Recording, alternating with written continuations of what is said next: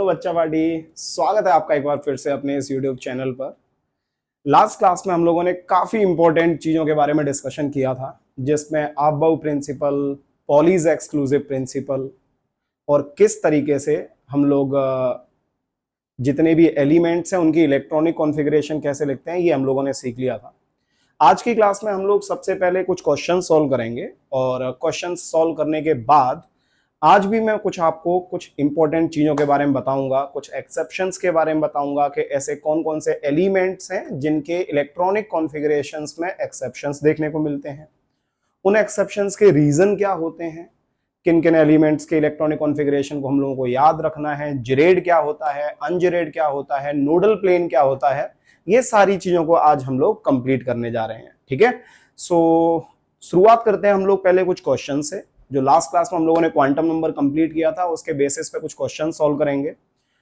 उनके बाद फिर हम लोग आज की क्लास का जो टॉपिक होगा हमारा वो उसको स्टार्ट करेंगे। ठीक है, सो चलिए फिर करते हैं शुरुआत।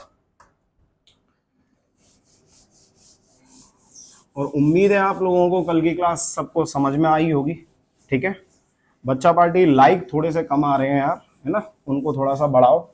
थोड़ा लाइक बढ़ाओगे, कमेंट्स करोगे, सब्सक्राइब करोगे तो मेरे अंदर थोड़ा सा मोटिवेशन और ज्यादा आएगा, है ना, तो मैं आपके पास ज्यादा से ज्यादा लेक्चर लेके आ पाऊंगा।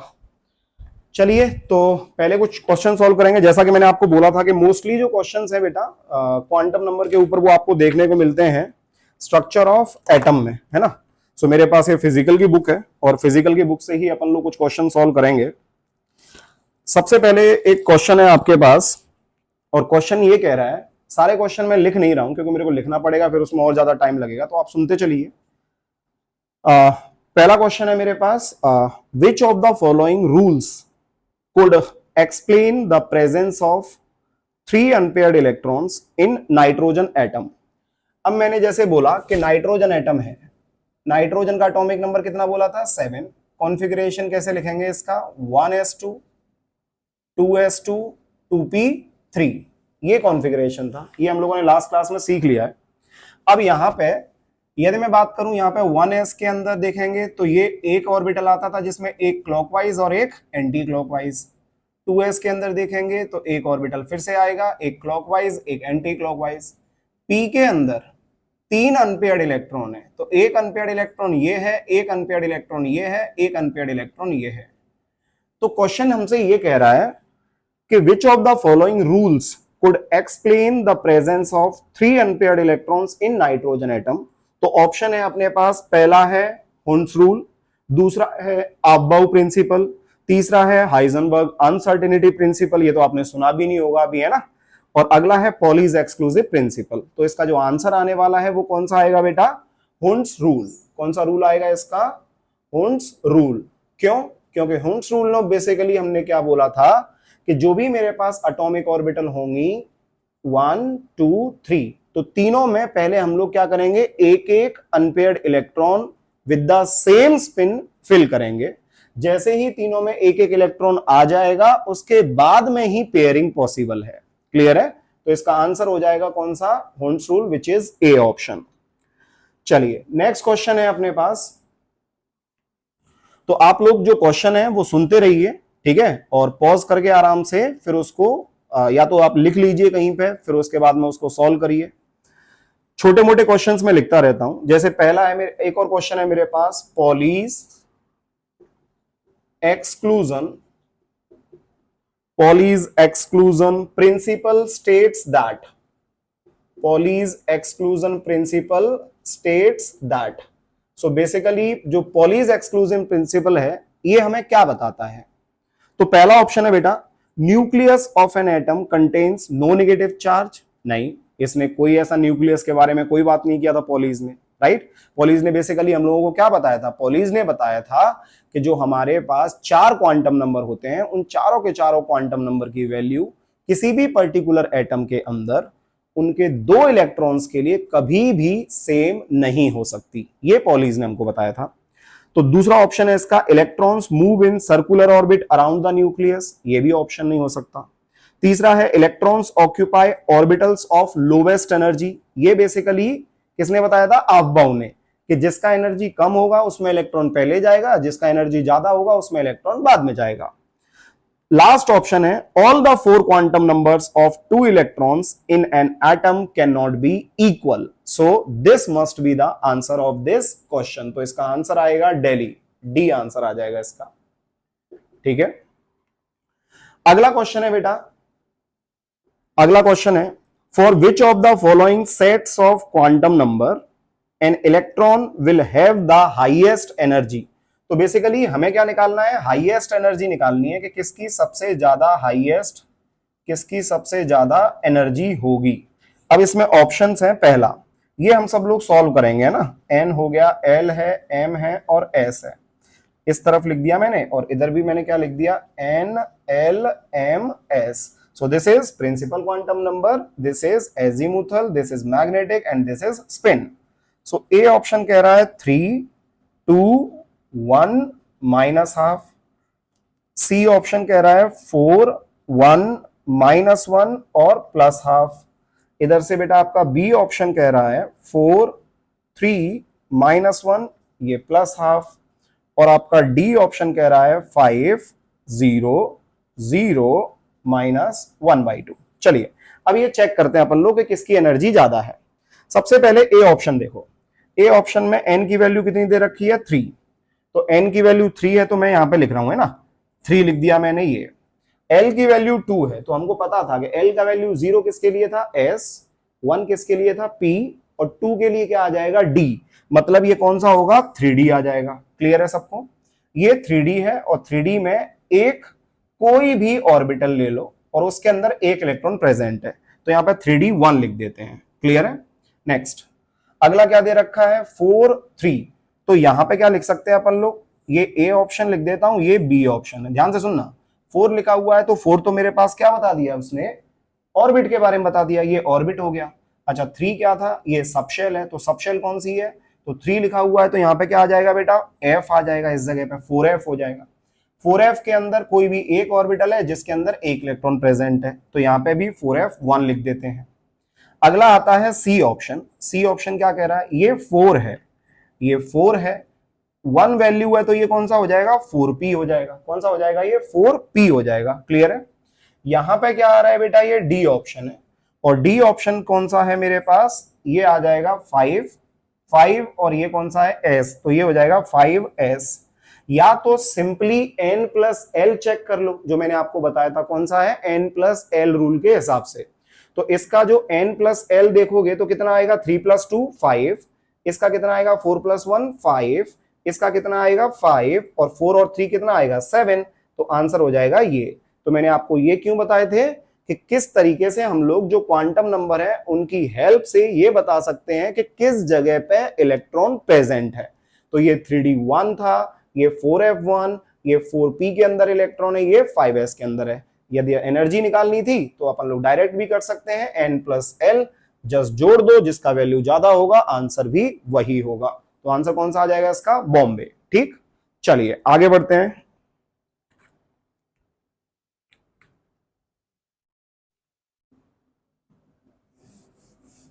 नेक्स्ट क्वेश्चन के साथ चलते हैं। नेक्स्ट क्वेश्चन क्या बोल रहा है,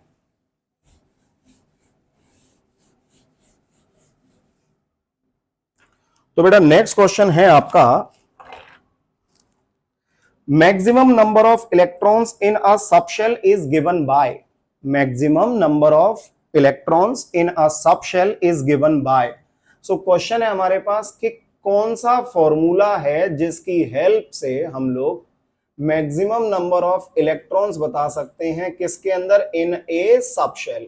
ये मैंने आपको लास्ट क्लास में पढ़ाया था। डायरेक्ट ऑप्शंस दे रखे हैं, पहला है 2l प्लस 1, दूसरा है आपका 2 टाइम्स ऑफ 2l प्लस 1, ठीक है, और नेक्स्ट है आपका कौन सा, 2c ऑप्शन है 2l प्लस 1 का स्क्वायर, और डी ऑप्शन है आपका 2 टाइम्स ऑफ 2l प्लस 1 का स्क्वायर। ठीक है, अब बेटा जी एक बात बताओ, यहां पे 2l प्लस 1 की बात करें तो 2l प्लस 1 बेसिकली किसके लिए था, तो मैंने बोला था कि s के लिए l का वैल्यू कितना 0, तो यहाँ पे l का वैल्यू 0 पुट किया तो ऑर्बिटल कितना आ रहा है 1 ऑर्बिटल आ गया, तो यहाँ पे आ गया मेरे पास ये 1 ऑर्बिटल बोल देंगे इसको। अच्छा, p के लिए l का वैल्यू कितना होता है, वो 1 होता है, तो यहाँ पे 1 पुट किया तो 2 + 1 3 ऑर्बिटल आ जाएंगे इसके अंदर, 1 ऑर्बिटल आ जाएगा इसके अंदर। d की बात करेंगे तो l का वैल्यू कितना हो जाएगा 2, तो 2 2 जा 4 + 1 ये आ गया 5। तो बेसिकली ये फॉर्मूला है, ये किसके बारे में बताता है, नंबर ऑफ ऑर्बिटल्स के बारे में बताएगा। किसके बारे में बताएगा, ये नंबर ऑफ ऑर्बिटल्स के बारे में बताता है। बट अपने को क्या चाहिए, maximum number of electrons in a subshell. किसी भी सबशेल में मैक्सिमम नंबर ऑफ इलेक्ट्रॉन्स कितने आएंगे। तो भाई साहब एक बात बताओ, इस वाले को चेक करो एक बार, है ना। L का वैल्यू यहाँ पे S लिख दिया, ये P लिख दिया, ये D लिख दिया, ये F लिख दिया। तो L का वैल्यू कितना होगा, इसके लिए 0, इसके लिए होगा 1, इसके लिए होगा 2, इसके लिए होगा कितना 3। अब आप खुद सोचो, L का वैल्यू यहाँ पे 0 पुट किया तो कितना आएगा 1, 1 × 2 2। तो मुझे पता है कि एक ऑर्बिटल होती है और एक ऑर्बिटल के अंदर मैक्सिमम 2 इलेक्ट्रॉन जा सकते हैं, तो ये फॉर्मूला सेटिस्फाई कर रहा है। दूसरा L का वैल्यू 1 पुट किया तो 3 2 जा 6, तो P के अंदर 3 ऑर्बिटल्स होते हैं तो 6 इलेक्ट्रॉन जा सकते हैं। मतलब फॉर्मूला के हिसाब से जो आंसर आएगा ये आ जाएगा कौन सा, बॉम्बे। क्लियर है सबको। चलिए नेक्स्ट क्वेश्चन पे चलते हैं बेटा। अगला क्वेश्चन क्या बोल रहा है फिर से, the atomic orbitals are progressively filled in order of increasing energy, full stop, the principle is called as। तो बेसिकली फिर से मैं रिपीट कर रहा हूं एक बार, the atomic orbitals are progressively filled in order of increasing energy. तो हम लोग जो इलेक्ट्रॉन्स भरते हैं किसी भी सब सेल के अंदर, वो on the basis of energy भरते हैं। और वो एनर्जी के बारे में आइडिया किसने दिया, ध्यान से सुनना। पहला बोल रहा है हुंस रूल, नहीं ये तो नहीं होगा। दूसरा है Aufbau principle, yes, so Aufbau principle must be the answer of this question. ठीक है, सो इसको छोड़ते हैं, नेक्स्ट क्वेश्चन पे चलते हैं। क्या कह रहा है, अब इसने कुछ ऑप्शंस दिए हैं, फिर मैं क्वेश्चन बताऊंगा। पहला ऑप्शन है आपका ऐसा, इसके अंदर 2 इलेक्ट्रॉन है, फिर आपके पास ये बना दिया P वाला, ठीक है। बी ऑप्शन क्या कह रहा है, इसमें फिर से 2 इलेक्ट्रॉन है और यहां पे क्या है बेटा जी, कुछ इस तरीके से इलेक्ट्रॉन्स इसने भरे हुए हैं इसके अंदर। सी ऑप्शन क्या बोल रहा है, फिर से 2 इलेक्ट्रॉन्स हैं इसके अंदर और यहाँ पे ये P है, इसमें ये इलेक्ट्रॉन्स आ गए कुछ ऐसे। और डी ऑप्शन है आपके पास कुछ ऐसा, 2 इलेक्ट्रॉन ऐसे और इधर इलेक्ट्रॉन दिए हैं इसने कैसे, ये आ गए दोनों और 2 आ गए कुछ ऐसे। अब क्वेश्चन सुनना, ये 4 ऑप्शंस दे रखे हैं, क्वेश्चन सुनो ध्यान से। क्या है क्वेश्चन, कह रहा है the orbital diagram in which both Pauli's exclusion principle and Hund's rule are violated.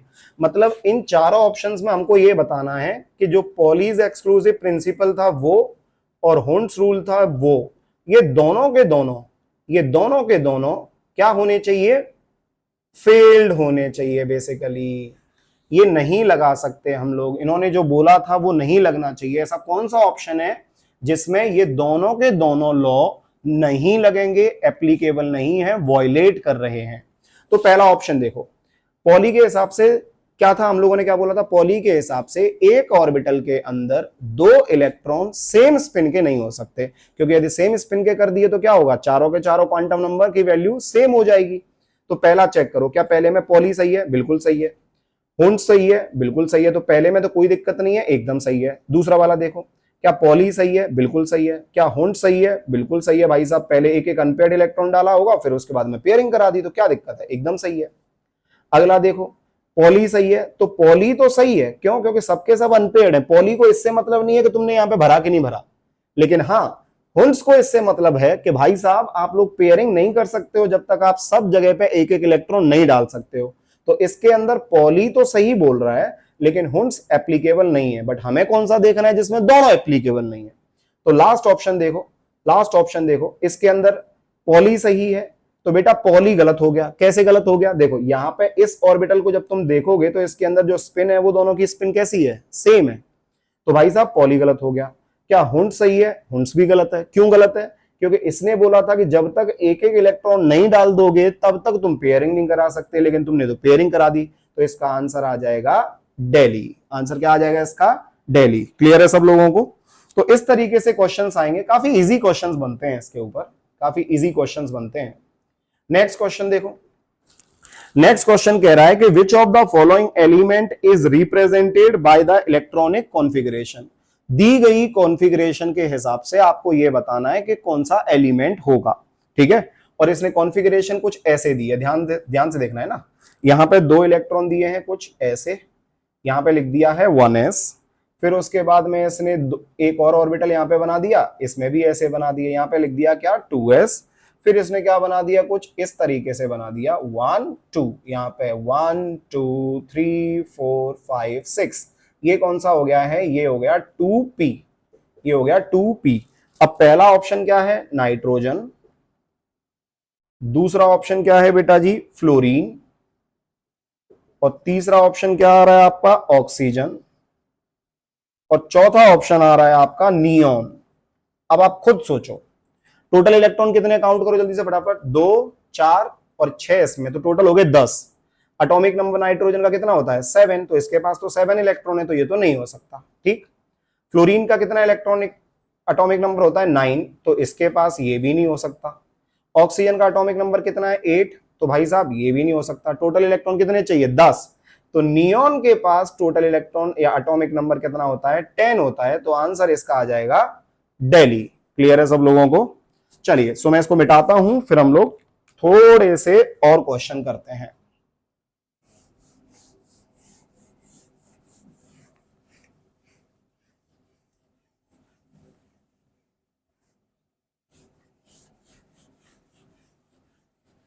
और टेंशन मत लो आप लोग, है ना, मैं बहुत सारे क्वेश्चंस दूंगा आपको, बहुत सारे क्वेश्चन दूंगा, ये तो जस्ट अभी बिगिनिंग है। क्लियर है, जस्ट अभी शुरुआत है, चैप्टर अभी स्टार्ट किया नहीं है, बेसिक आइडिया दे रहा हूं मैं आप लोगों को। सो नेक्स्ट क्वेश्चन है आपका बेटा, क्या क्वेश्चन है कुछ ऐसा, ध्यान देना। If the electronic structure, if the electronic structure, if the electronic structure of oxygen atom is written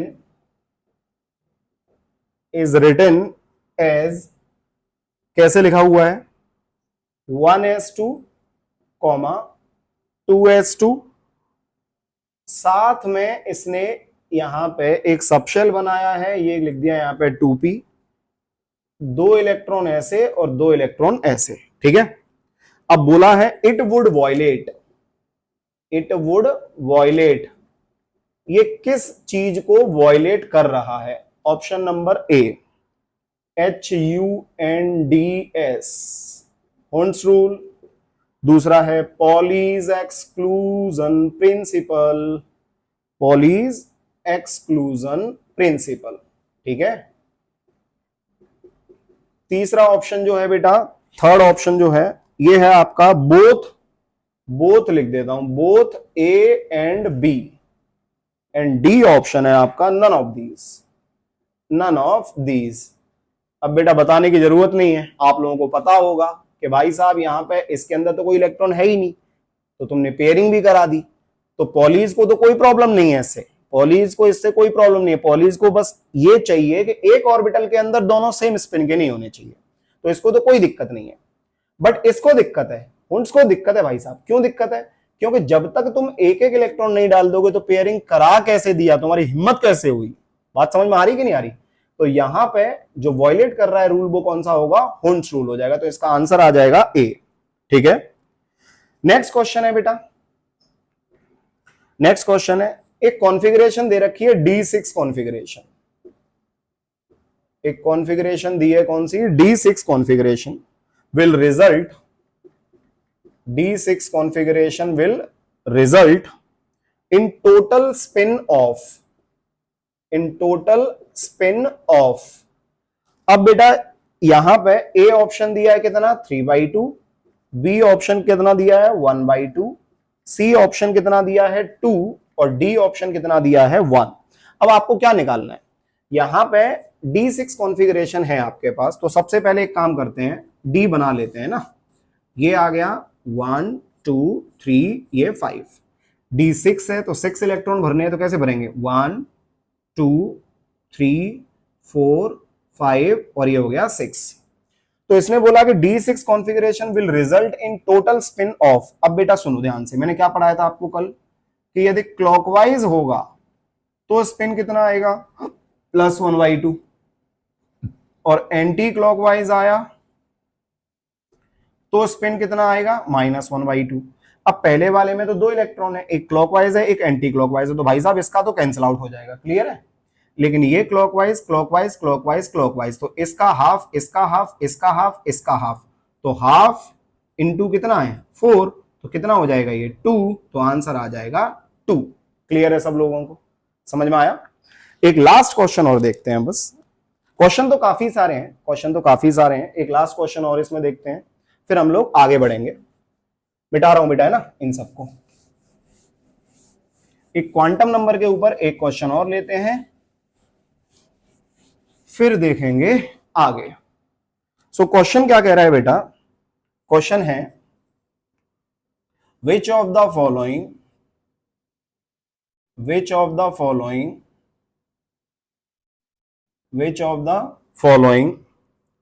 set of quantum number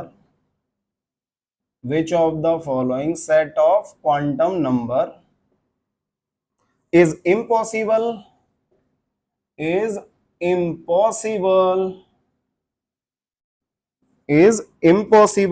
for an electron, यहां पे लिख दो impossible for an electron। ध्यान देना सब लोग, पहला क्या दे रखा है इसने, n is equals to 1, L is equals to 0, M is equals to 0 and spin is plus half। Second option, n is equals to 9, L is equals to 7, M is equals to -6, MS is equals to -1/2। C option, n is equals to 2, L is equals to 1, ML is equals to 0 and MS is equals to plus half। D option, n is equals to 3, L is equals to 2, ML is equals to -3 and MS is equals to plus half। अब ध्यान देना सब लोग, यहां पे सबसे पहले ये देखना है हम लोगों को कि कौन सा वाले सेट का क्वांटम नंबर किसी इलेक्ट्रॉन के लिए इम्पॉसिबल होगा, ठीक है। तो देख लेते हैं कौन कौन सी ऑर्बिटल के बारे में बात कर रहा है। तो यहाँ पे n इज इक्वल्स टू 1 है और L इज इक्वल्स टू 0, तो ये हो जाएगा 1s। तो 1s तो होता है भाई साहब, तो इसमें कोई दिक्कत नहीं है, ठीक है। यहाँ पे कितना आ रहा है, ये n इज इक्वल्स टू 9 है, तो यहाँ पे मैंने लिख दिया क्या, 9 लिख दिया। अब L इज इक्वल्स टू 7 है, तो L is equals to 0, L is equals to 1 2 3 4 5 6 और ये 7। ये क्या था, S P D F G H I J। तो मैंने आप लोगों को बोला था कि आगे हम लोग कितना भी जा सकते हैं, बट अपने को काम कहां तक पड़ता है, ये यहां तक पड़ता है। अब काम पड़ता है इसका मतलब ये नहीं है कि हम लोग लिख नहीं सकते हैं, ठीक है। तो इसमें अभी के लिए कोई दिक्कत नहीं है, तो इस ऑप्शन को अभी यहां छोड़ देते हैं, ठीक है। क्यों, क्योंकि हमने आगे नहीं पढ़ा है, इसीलिए तुम्हें छोड़ने के लिए बोल रहा हूं। चलो अगला चेक करो, n is equals to 2, L is equals to 1। अब L इज इक्वल्स टू 1 किसके लिए, P, तो ये कौन सा हो गया, 2P हो गया। तो 2P बिल्कुल होता है, कोई दिक्कत नहीं है इसके अंदर, ठीक है। अगला देखो, n इज इक्वल्स टू 3 है और L इज इक्वल्स टू 2 है, तो n इज इक्वल्स टू 3 लिख दिया, L का वैल्यू 2 किसके लिए, D के लिए। तो यहाँ पे कौन सा आ गया मेरे पास, ये 3D आ गया। अब आप इसको ऐसे समझो कि होता तो 3D भी है, और यहां पे कौन सा आ रहा है, ये 7 आ रहा है, तो 7 के लिए मैंने 9J लिख दिया। अब आप ये सोचो कि ये भी ठीक है, ये भी ठीक है, ये भी ठीक है, ये भी ठीक है, कोई दिक्कत नहीं है किसी में भी। अब दिक्कत वाली बात आती है कौन सी, ये वाला देखो, मैग्नेटिक क्वांटम नंबर। 0 का 0 आ सकता है, बिल्कुल आ सकता है, क्योंकि इसका जो वैल्यू है ये -L से लेकर कितना होता है, +L तक होता था, क्लियर है। तो इसका वैल्यू क्या 7 के अंदर आ रहा है, बिल्कुल आ रहा है, तो ये भी सही है, ये भी सही है। इसका चेक करो जल्दी से फटाफट, 1 है, तो क्या इसके अंदर -1 0 +1 नहीं आएगा, बिल्कुल आएगा, तो ये भाई साहब ये भी सही है। बट इसमें चेक करो, इसका L का वैल्यू 2 है, तो इसका वैल्यू कितना होना चाहिए, -2 -1 0 +1 +2, लेकिन इसने कितना लिखा हुआ है, -3। इसका मतलब ये कैसा हो जाएगा, गलत। मतलब जो हमारा आंसर होगा वो आंसर कौन सा आएगा, अपना दिल्ली आ जाएगा। कौन सा आ जाएगा, दिल्ली। तो इस तरीके से हम लोगों को क्वांटम नंबर के क्वेश्चंस करने होते हैं। बहुत इजी क्वेश्चंस हैं, प्रैक्टिस करेंगे तो आराम से, हलवाई बेटा है ना, आराम से हो जाएंगे क्वेश्चंस। इनके ऊपर जस्ट प्रैक्टिस करने की जरूरत है अपने को। तो उसके लिए शीट वगैरह वगैरह do not worry about that. मैं जब चैप्टर करूंगा तो चैप्टर के अंदर फिर मैं डीपीपी बनाऊंगा और वो डीपीपी आप लोगों को फॉरवर्ड करूंगा, तो आप लोग वहां से क्वेश्चन सॉल्व करना, साथ साथ में मैं उनको डिस्कस भी करा दूंगा। क्लियर है? सो चलिए, हम लोगों ने कुछ क्वेश्चन सॉल्व किए। अब हम लोग बढ़ते हैं बेटा जी आगे, और आगे सिखाने वाला हूं मैं आपको इलेक्ट्रॉनिक कॉन्फ़िगरेशन में कौन कौन से एक्सेप्शंस हैं, फिर उसके बाद में नोडल प्लेन के बारे में बात करेंगे। चलो तो करते हैं शुरुआत। मिटा रहा हूं इसको, है ना।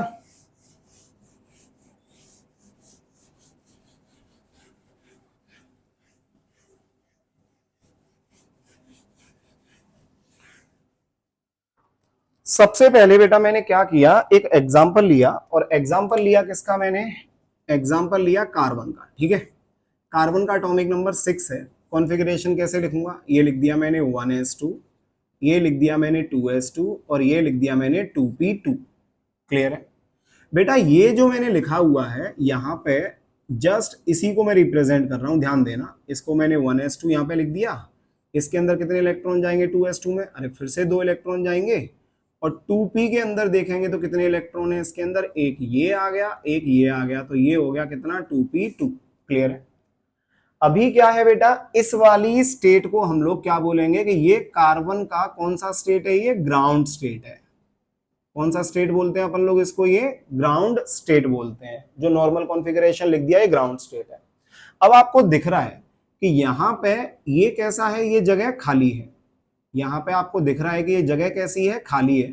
तो मैंने क्या किया, एक इलेक्ट्रॉन को इस 2s में से निकाल के एक्साइट करके मैंने यहां पे डाल दिया। मतलब मैंने कॉन्फ़िगरेशन क्या लिख दिया इसका, 1s वाला जो इनर ऑर्बिटल होते हैं उसके साथ छेड़खानी नहीं करनी है, सिर्फ आउटर ऑर्बिटल चेक करने हैं आपको।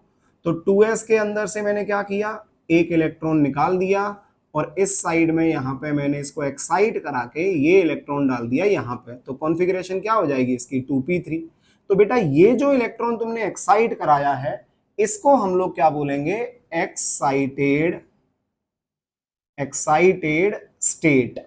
इसको क्या बोल देंगे अपन लोग, एक्साइटेड स्टेट बोलेंगे। सो कार्बन का ग्राउंड स्टेट कौन सा है, ये है। इसके पास जगह खाली था तो इसकी जगह पे हम लोगों ने एक इलेक्ट्रॉन निकाल के यहां पर डाल दिया। इसको क्या बोलेंगे हम लोग, एक्साइटेड स्टेट बोलेंगे। सर आपने इस तरीके से इलेक्ट्रॉन यहां पर डाल दिया, ये क्यों डाला, इसका रीजन क्या है, सब बताऊंगा। बस आप बने रहिए मेरे साथ, मैं सब बताऊंगा क्या इसका रीजन है। फिलहाल इतना समझो बेटा, फिलहाल इतना समझो कि जो हम लोगों ने लास्ट क्लास में मैक्सिमम मल्टीप्लिसिटी देखी थी, जिसमें मैंने आपको बताया था ना 2 टाइम्स ऑफ कितना, s+1, ये मैंने बताया था। तो मैंने बोला था कि जिसकी मैक्सिमम मल्टीप्लिसिटी होगी, जिसकी जितनी ज्यादा मल्टीप्लिसिटी की वैल्यू आएगी वो उतना ज्यादा क्या होता था, स्टेबल होता था। वो उतना ज्यादा क्या होता था, जल्दी बोलो फटाफट से, स्टेबल होता था। क्लियर है सब लोगों को? सो ये हो गया ग्राउंड स्टेट और एक्साइटेड स्टेट।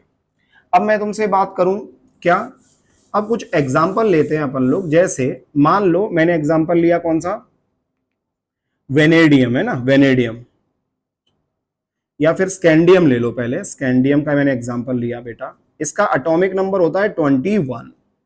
अब तुमको अभी ये ना तो एटॉमिक नंबर पता होगा कि कहां से आ रहा है ये, तो आपको टेंशन नहीं लेना है भाई।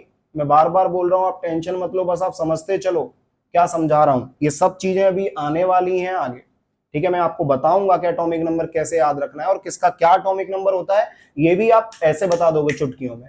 क्लियर हो रहा है कि नहीं हो रहा है? अरे पीरियोडिक टेबल रटा दूंगा यार, पीरियोडिक टेबल रटा दूंगा, तो ये तो सब बहुत छोटे छोटे क्वेश्चंस हैं, आराम से हो जाएंगे ये। ठीक है, अब मैं इसकी कॉन्फ़िगरेशन लिखना चाहूं तो कैसे लिखेंगे, तो हेल्प के लिए ये आपके लिए मैं लिख देता हूं इस साइड में 1s2, 2s, ये 3s, ये 4s, ये 5s, ये 6s।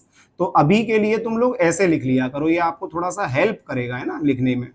क्या लिखने में, कॉन्फ़िगरेशन लिखने में। क्लियर है सब लोगों को? ठीक, तो यहाँ पे 3D लिख दिया, ये 4D लिख दिया, ये 5D लिख दिया, और यहाँ पे ये लिख दिया मैंने अभी 4F। तो सबसे पहले आप इलेक्ट्रॉन किस में डालोगे, 1s में। मैंने आपको बताया था ना कैसे भरना है आपको इलेक्ट्रॉन, ऐसे जाओगे फिर ऐसे जाओगे, बस इस तरीके से जाना है आपको। क्लियर है? इस तरीके से आपको इलेक्ट्रॉन भरने हैं इसमें, ठीक है? इस तरीके से इलेक्ट्रॉन आप लोगों को भरने हैं। तो स्कैंडियम में 21 इलेक्ट्रॉन है, एस में मैक्सिमम 2, पी के अंदर मैक्सिमम 6, डी के अंदर मैक्सिमम 10 एंड एफ के अंदर मैक्सिमम 14। तो इसको भरेंगे, कैसे भरेंगे इसको? ये आ गया 1s2, फिर क्या आ जाएगा 2s2, देखते चलो यहाँ पे, फिर क्या आ जाएगा 2p6, ये 2p6, फिर क्या आ जाएगा बेटा 3s2 आ जाएगा, फिर क्या आ जाएगा बेटा 3p6 आ जाएगा बेटा, फिर क्या आ जाएगा 4s2 आ जाएगा, फिर क्या आ जाएगा 3d1 आ जाएगा। अब इलेक्ट्रॉन काउंट कर लो आप लोग, कितने इलेक्ट्रॉन हो गए? 2 4 10 12 16, सॉरी 2 4 10 12 18 20 एंड 21। तो बकायदा हम लोगों ने सब इलेक्ट्रॉन्स भर दिए हैं, ठीक है? 21 इलेक्ट्रॉन इसके अंदर आ चुके हैं। अब इसके अंदर हम लोग बात करें कि ये तो इलेक्ट्रॉनिक कॉन्फ़िगरेशन हो गया स्कैंडियम का, ठीक है? अब हम लोग बेटा इलेक्ट्रॉनिक कॉन्फ़िगरेशन देखने जा रहे हैं किसके लिए? क्रोमियम के लिए। ध्यान देना, क्रोमियम का एटॉमिक नंबर जो होता है वो होता है 24। कितना होता है? 24। अब 24 के लिए इलेक्ट्रॉनिक कॉन्फ़िगरेशन क्या होगा? ये आ जाएगा 1s2, ये आ जाएगा 2s2, ये आ जाएगा 2p6, ये आ जाएगा 3s2, ये आ जाएगा 3p6, ये आ जाएगा 4s2, ये आ जाएगा 3d4। क्या आ जाएगा ये? 3d4। क्या आ जाएगा? जल्दी बोलो फटाफट से, ये 3d4। अब ध्यान से सुनना एकदम, 3d4 लिख दिया, यहां पे 4s2 है, तो क्या ये इलेक्ट्रॉनिक कॉन्फ़िगरेशन सही लिखा था हम लोगों ने? यस, बिल्कुल सही है इलेक्ट्रॉनिक कॉन्फ़िगरेशन, कोई गलती नहीं है इसके अंदर। तो क्या ये इलेक्ट्रॉनिक कॉन्फ़िगरेशन सही है? ये इलेक्ट्रॉनिक कॉन्फ़िगरेशन गलत है। ये इलेक्ट्रॉनिक कॉन्फ़िगरेशन कैसी है बेटा? गलत है। ये इलेक्ट्रॉनिक कॉन्फ़िगरेशन कैसी है बेटा? गलत है। तो ध्यान देना, ये वेरी इंपॉर्टेंट पॉइंट है। तो ये पहला एलिमेंट आ रहा है जिसके अंदर इलेक्ट्रॉनिक कॉन्फ़िगरेशन में आपको ध्यान देना है। पहला कौन सा है? ये क्रोमियम, ठीक है? अब ये गलत क्यों है सर, ये समझाओ आप। बेटा ध्यान से सुनना, इसमें हम लोग क्या देखते हैं, बेसिकली हमारे पास दो तरीके की एनर्जी हम लोग लेके चलते हैं। इसको आप पहले ऐसे समझने की कोशिश करो। देखो होता क्या है, मान लो मैंने क्या किया, तुम लोगों में से किसी एक बच्चे को अपने घर बुला लिया, राइट? किसी एक बच्चे को मैंने अपने घर बुला लिया, और अपने घर बुलाने पे मैंने उसको 10 दिन तक खाना पीना कुछ नहीं दिया। 10 दिन तक खाना पीना कुछ नहीं दिया, फिर 11वें दिन मैंने क्या किया, उसको बोला कि चल भाई क्रिकेट खेलने चलते हैं। तो आप खुद सोचो कि 10 दिन तक मैंने उससे खाना पीना नहीं दिया है, क्या वो क्रिकेट खेलने जा पाएगा? अरे भाई उसके पास एनर्जी नहीं बची, मैंने कुछ खाने पीने के लिए नहीं दिया, तो क्रिकेट क्या खा खेलेगा वो? बात समझ में आ रही कि नहीं आ रही? मतलब उसकी एनर्जी कैसी है? बिल्कुल एकदम कम है। और एनर्जी कम है तो बेटा किसी कोने में वो चुपचाप पड़ा रहेगा, मतलब उसकी स्टेबिलिटी कैसी होगी? भरपूर होगी। बात समझ में आ रहा है? तो उसकी एनर्जी कम है तो उसकी स्टेबिलिटी कैसी है? ज्यादा। अब मान लो मैंने एक और बच्चे को बुला लिया, अब उस बच्चे को मैं बकायदा टाइम पे ब्रेकफास्ट दे रहा हूं, टाइम पे लंच दे रहा हूं, टाइम पे डिनर दे रहा हूं, बढ़िया बढ़िया फ्रूट्स खिला रहा हूं, है ना, और मूवी दिखा रहा हूं उसको मैं। तो भाई साहब फिर मैंने उसको बोला कि तू क्रिकेट खेलने चल, तो क्या वो क्रिकेट खेलने जाएगा? वो पट से खड़ा हो जाएगा। क्यों? क्योंकि उसकी जो एनर्जी है वो इस लेवल पे है। अरे टाइम पे मिल रहा है ना भाई साहब उसको खाने के लिए। समझ में आ रहा है कि नहीं आ रहा? तो जिसकी एनर्जी यहां पे है उसकी स्टेबिलिटी कैसी होगी? क्या वो एक जगह पे रुकेगा? नहीं रुकेगा। सो ये कॉन्सेप्ट समझना बहुत जरूरी है कि यहां पे हमें ये समझना है जिसकी एनर्जी कम होगी उसकी स्टेबिलिटी कैसी है मेरे पास? एनर्जी जिसकी कम है उसकी स्टेबिलिटी कैसी है? ज्यादा। और जिसकी एनर्जी ज्यादा है उसकी स्टेबिलिटी कैसी है? कम। तो मैंने अभी एनर्जी और स्टेबिलिटी का बताया है जस्ट। जिसकी एनर्जी ज्यादा उसकी स्टेबिलिटी कैसी होगी? कम। समझ में आ रहा है कि नहीं आ रहा? और जिसकी स्टेबिलिटी कम होगी उसकी एनर्जी कैसी होगी मेरे पास? ज्यादा। बात समझ में आ रही है? समझे? सो यहां पे हम लोग बढ़ते हैं आगे। अब यहाँ पे देखते क्या है, तो बेटा बेसिकली हमारे पास यहाँ पे एक एनर्जी आती है और उस एनर्जी को नाम देते हैं कौन सा? Pairing energy. कौन सा एनर्जी नाम देते हैं उसको? Pairing energy. अब ये पेयरिंग एनर्जी है क्या? आइए समझिए ध्यान से। ये D4 है ना, 3D4 है। तो मैंने क्या किया, यहाँ पे D ये सब शेल बना लिया। तो 1, ये 2, ये 3, ये 5। टोटल इलेक्ट्रॉन कितने हैं यहाँ पे? 4 है। तो मैंने क्या किया, यहाँ पे एक इलेक्ट्रॉन डाला, 1, ये 2, ये 3 और ये 4। अब मुझे क्या करना है, इसकी पेयरिंग देखने के कितने पेयर्स में बना सकता हूं। तो ध्यान से सुनना, इसका एक पेयर इसके साथ यहाँ पे हो सकता है, ठीक है, इसका एक पेयर इसके साथ बन सकता है, इसका एक पेयर इसके साथ बन सकता है। तो टोटल पेयर कितने आ रहे हैं, यहां से इससे आ गए 3 पेयर आ गए। क्लियर है? अच्छा, आगे देखो क्या हुआ। तो यहाँ पे 1 2 3 5, तो जो ये इलेक्ट्रॉन्स थे मेरे पास कितने थे? 4 इलेक्ट्रॉन है। इसकी तो पेयरिंग देख ली तो 3 आ गए। अब इसके साथ देखो तो कितने पेयरिंग आ जाएगी? 1 और ये आ जाएगा 2। तो टोटल पेयरिंग कितनी हो सकती है इसकी? 2 हो सकता है। ठीक है, आगे देखो क्या हुआ। यहाँ पे आया 1 2 3 4, यहाँ पे एक इलेक्ट्रॉन है, ये 2 इलेक्ट्रॉन है, ये 3 इलेक्ट्रॉन है, ये 4 इलेक्ट्रॉन है। अब बेटा इनकी पेयरिंग देखोगे तो इसके साथ कितनी पेयरिंग आ सकती है? एक पेयरिंग आ सकती है। तो यहाँ पे टोटल पेयरिंग कितनी हो जाएगी? 3 2 5 और एक हो गई मेरे पास ये 6। टोटल पेयरिंग कितनी हो रही है इसकी? 6 हो रही है। टोटल पेयरिंग कितनी हो रही है? जल्दी बोलो फटाफट से। 6 हो रही है। अब क्या हुआ, ध्यान से सुनना, ध्यान से सुनना क्या हुआ। अब यहां पे ये 4s2 है, यहां पे ये 4s2 है। ये 4s2 को मैंने क्या कर दिया? एक डब्बे में बंद कर दिया। यहां पे लिख दिया मैंने 4s2 और इस जगह पे यहां पे मैंने क्या बना दिया? ये डी बना दिया। कौन सा डी है? ये 3d है। कितने इलेक्ट्रॉन आ जाएंगे? 1 2 3 4, ये 4 इलेक्ट्रॉन आ गए। यहां से एक इलेक्ट्रॉन क्या किया? एक्साइट किया। कहां पे? इसके वैकेंट ऑर्बिटल में। ध्यान देना सब लोग, यहां से एक इलेक्ट्रॉन एक्साइट किया। कहां पे? इसके वैकेंट ऑर्बिटल में। अब यदि इलेक्ट्रॉन को यहां से एक्साइट कराना पड़ेगा बेटा, तो इसके लिए कुछ अमाउंट ऑफ एनर्जी हम लोगों को चाहिए।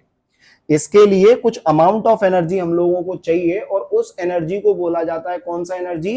Excitation energy. क्या बोला जाता है? जल्दी बोलो फटाफट से। एक्साइटेशन एनर्जी बोला जाता है। क्या बोला जाता है? जल्दी बोलो फटाफट से। एक्साइटेशन एनर्जी बोला जाता है। मतलब यदि हमारे पास एक्साइटेशन एनर्जी, इतनी अमाउंट ऑफ एनर्जी है जिससे ये इलेक्ट्रॉन एक्साइट करके यहां पहुंच सकता है, तो कोई बात नहीं है, बहुत अच्छी बात है, उसमें तो कोई दिक्कत ही नहीं है। लेकिन मुद्दा ये आता है कि इसको ये एनर्जी देगा कौन? इसको ये एनर्जी देगा कौन जिससे ये इलेक्ट्रॉन यहां पे पहुंच जाए? आओ बेटा, अब ध्यान से सुनो। मान लो यहां पे मैंने क्या लिख दिया? ये D5 कॉन्फ़िगरेशन है। कौन सी कॉन्फ़िगरेशन है ये? D5। 1 2 3 और ये 5 हो गया। कौन सी कॉन्फ़िगरेशन ले रहा हूं? D5। इलेक्ट्रॉन कैसे डालेंगे? 1 2 3 4 5। अब इसकी पेयरिंग देखते हैं ना। ये इसके साथ पेयर एक बार कर सकता है, ये इसके साथ कर सकता है, ये इसके साथ कर सकता है, ये इसके साथ कर सकता है। तो टोटल पेयरिंग कितनी आ जाएगी यहां से? तो ये आ गई 4। चलिए नेक्स्ट आगे देखते हैं। 1 2 3 5। तो 1 2 3 4 5, ये इसके साथ जा सकता है, ये इसके साथ जा सकता है, ये इसके साथ जा सकता है। तो टोटल पेयरिंग कितनी हो गई? 3 हो गई। वेरी गुड, आगे बढ़िए। 1 2 3 5, 1 2 3 4 5। अब इसकी पेयरिंग इसके साथ, इसकी पेयरिंग इसके साथ कितनी बार हो सकती है? 2 बार हो सकती है। नेक्स्ट देखेंगे फटाफट से। 1 2 3 4 और ये 5। तो यहाँ पे 1 2 3 4 5, इस जगह से यहां तक की पेयरिंग कितनी होगी बेटा जी? ये होगी 1। सो टोटल पेयरिंग कितनी आएगी इसकी? 4 3 7 2 9 और ये आ गई 10। ये आ गई 10।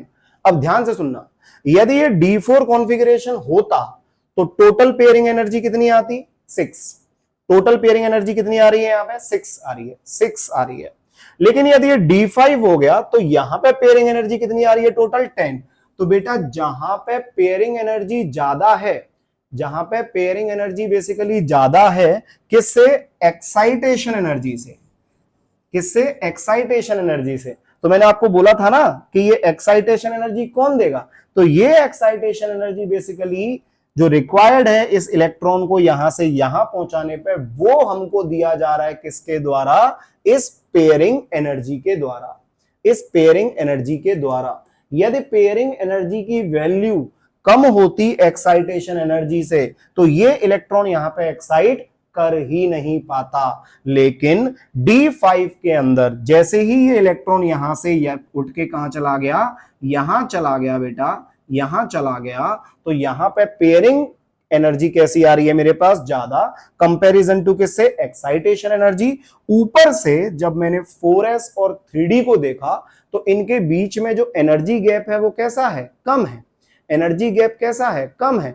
ऊपर से यहां पे पेयरिंग एनर्जी मेरे पास कैसी है, ज्यादा है, तो इस पेयरिंग एनर्जी ने इस नीचे वाले इलेक्ट्रॉन को इजीली कहां पहुंचा दिया, ऊपर पहुंचा दिया। कहां पहुंचा दिया, ऊपर पहुंचा दिया। सो अब कोई हमसे आज के बाद पूछता है कि क्रोमियम का इलेक्ट्रॉनिक कॉन्फ़िगरेशन क्या होगा, क्या 4s2 3d4 होगा? नहीं, इसका 4s2 3d4 हम लोग नहीं बोलेंगे, बल्कि क्या बोलेंगे, 4s1 और 3d5। क्यों? क्योंकि इसकी स्टेबिलिटी कैसी हो गई है मेरे पास, ज्यादा हाफ फिल्ड आ गया मेरे पास। कैसा आ गया, ये हाफ फिल्ड आ गया। क्लियर है सब लोगों को? अब बढ़ते हैं हम लोग थोड़ा सा आगे, इसी को मैं और समझाता हूं, एक और समझाता हूं, ध्यान से सुनो, इसके ऊपर को मिटाना पड़ेगा मेरे को। मान लो तो यहां पे मैंने क्या किया, ये तो मैंने हाफ फील्ड ले लिया, तो हाफ फील्ड की स्टेबिलिटी कैसी होगी मेरे पास, ज्यादा हो गई। क्यों? मैंने रीजन आपको दे चुका हूं। ठीक, अब ऐसा होता कि D10 कॉन्फ़िगरेशन है, D10 कॉन्फ़िगरेशन है, तो इसकी पेयरिंग निकालते हैं।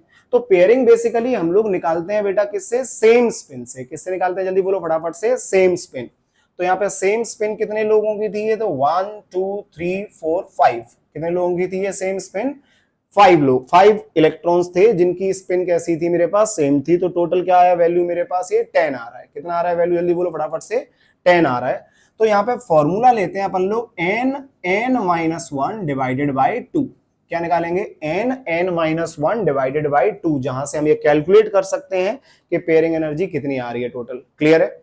सो यहाँ पे n की वैल्यू क्या रखी है हम लोगों ने, n का क्या है, n का मतलब क्या है यहाँ पे, electrons having same spin, electrons having same spin, electrons having कैसा बेटा, सेम स्पिन। तो कितने इलेक्ट्रॉन है सेम स्पिन के, 1 2 3 4 5। तो n की वैल्यू यहाँ पे 5 पुट कर दी, 5 यहाँ पे फिर से 5 पुट कर दी, तो 5 - 1 कितना हो गया, 4, 4 इंटू 5 कितना हो गया, 20, 4 इंटू 5 20 डिवाइडेड बाई 2 कितना आ रहा है, 10 आ रहा है। अच्छा सर इसके लिए लगाओ, तो यहाँ पे कितने इलेक्ट्रॉन है टोटल, 4, तो यहाँ पे कितना लिख दो, 4, 4 - 1 कितना, 3, 3 4 जा 12, 12 डिवाइडेड बाई 2 6, देखो 6 आ रहा है यहाँ पे। अरे क्लियर हो रहा है? अब मान लो D10 कॉन्फ़िगरेशन आ गया, तो D10 कॉन्फ़िगरेशन को कैसे लिखेंगे, ध्यान देना सब लोग, इंपॉर्टेंट चीज चल रही है बेटा। यहां पे आ गया ये 5, तो 1 2 3 4 5 6 7 8 9 10, ये 10 आ गए। अब इनकी पेयरिंग की बात करेंगे तो हम लोगों को सेम स्पिन लेना है, तो इधर मेरे पास clockwise clockwise clockwise clockwise clockwise. Clear है? तो यहां पे इस साइड में मैंने क्या लिखा, 1 2 3 5 ये लिख दिया। इस साइड में क्या लिखा बेटा, 1 2 3 5 ये लिख दिया। अब इनको ध्यान देना, ध्यान देना, क्लॉकवाइज को मैंने एक तरफ लिख रहा हूं क्योंकि सेम स्पिन तो क्लॉकवाइज की है, और एंटी क्लॉकवाइज जो है इनको मैंने इस तरफ लिख दिया क्योंकि इनकी भी सेम स्पिन है। तो बेटा फिर से मैंने क्या किया, इनके चेक किया कि कितने पेयर बन सकते हैं। तो सिमिलरली जब इसके 10 बने तो बेटा जी यहाँ पे भी यदि अपन लोग कैलकुलेट करके देखें इस फॉर्मूले से तो कितना आएगा, n times of n-1 divided by 2। तो 5 यहाँ पे पुट करोगे तो कितना वैल्यू आ गया इसका, 10 आ गया। अच्छा तो एंटी क्लॉकवाइज से देखेंगे तो वो कितना आएगा, n into n-2 divided by 2, तो इसका भी कितना आ गया, 10 आ गया। मतलब 10 आया क्लॉकवाइज की वजह से और 10 आया एंटी क्लॉकवाइज की वजह से, तो टोटल देखोगे तो कितना आ जाएगा ये 20। कितना आ जाएगा ये 20।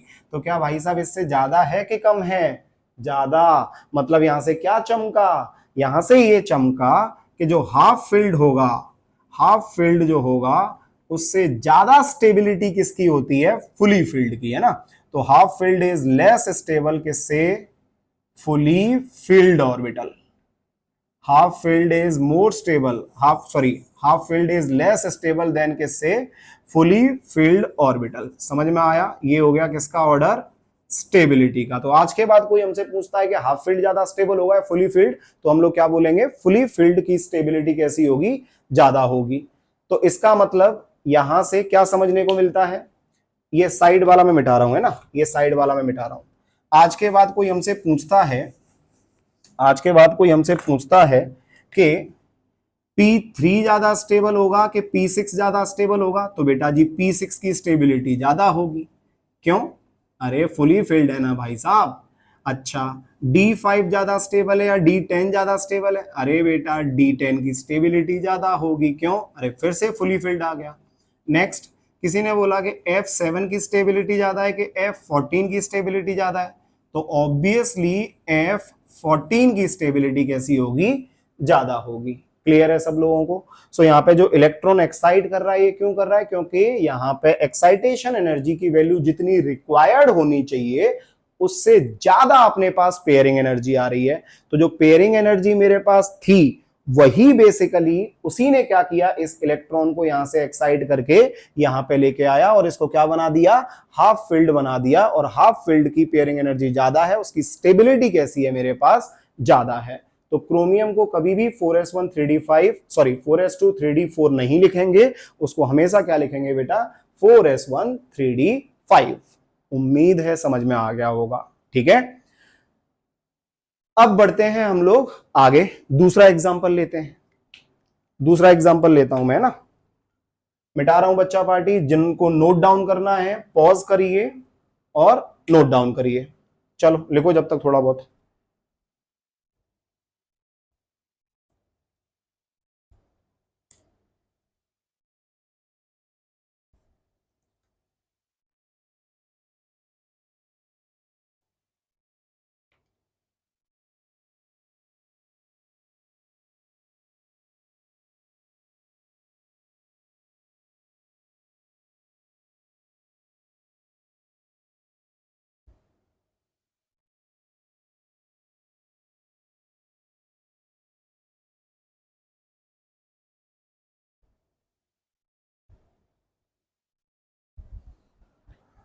चलिए बढ़े आगे।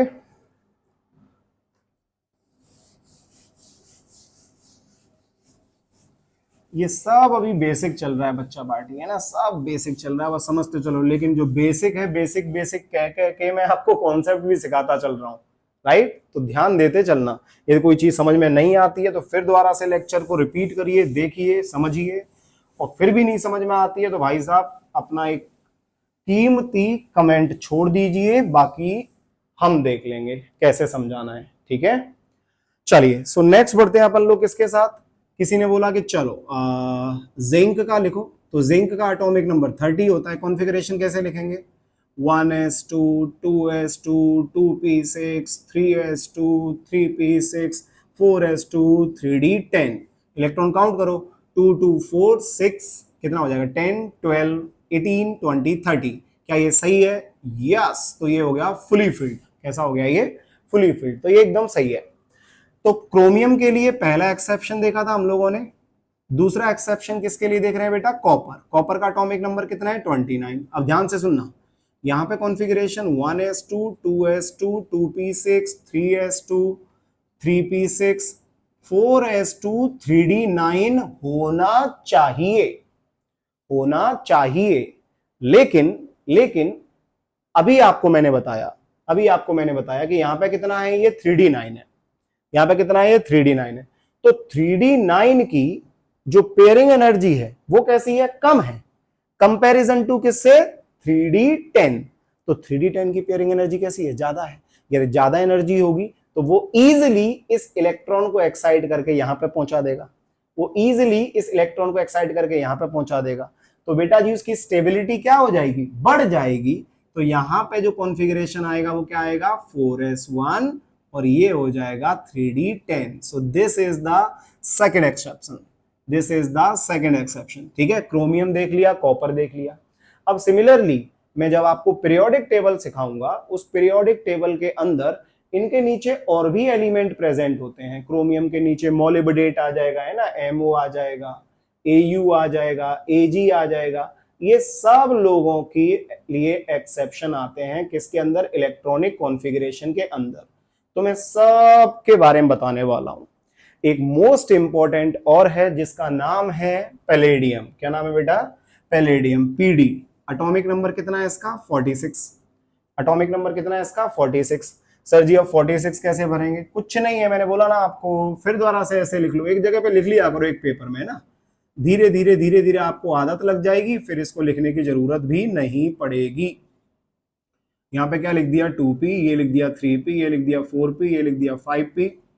ये 6p, यहाँ पे 3d, यहाँ पे 4d, यहाँ पे 5d, यहाँ पे 6d, यहाँ पे कितना आ गया 4f। तो इलेक्ट्रॉन कैसे भरेंगे भाई साहब, इलेक्ट्रॉन कैसे भरेंगे, जिसका एनर्जी कम होगा उसमें इलेक्ट्रॉन पहले, और जिसका एनर्जी ज्यादा उसमें इलेक्ट्रॉन बाद में। भरेंगे कैसे, बस इस तरीके से जिगजैग जिगजैग बना दो, इस तरीके से बनाते जाओ, 4d 5p 6p 4f and so on. ठीक है, चलो सो इलेक्ट्रॉन भरते हैं। पहले किस में जाएगा बेटा 1s2, देखते चलो उधर, फिर किसमें 2s2, फिर 2p6 3s2 3p6 4s2 3d10, फिर 4p6, फिर 5s2, फिर 4d कितना, अब देखना 2 4 10 12 18 20 30 36 38, अब कितना होगा यहाँ पे 48, टोटल कितना हो गया 46।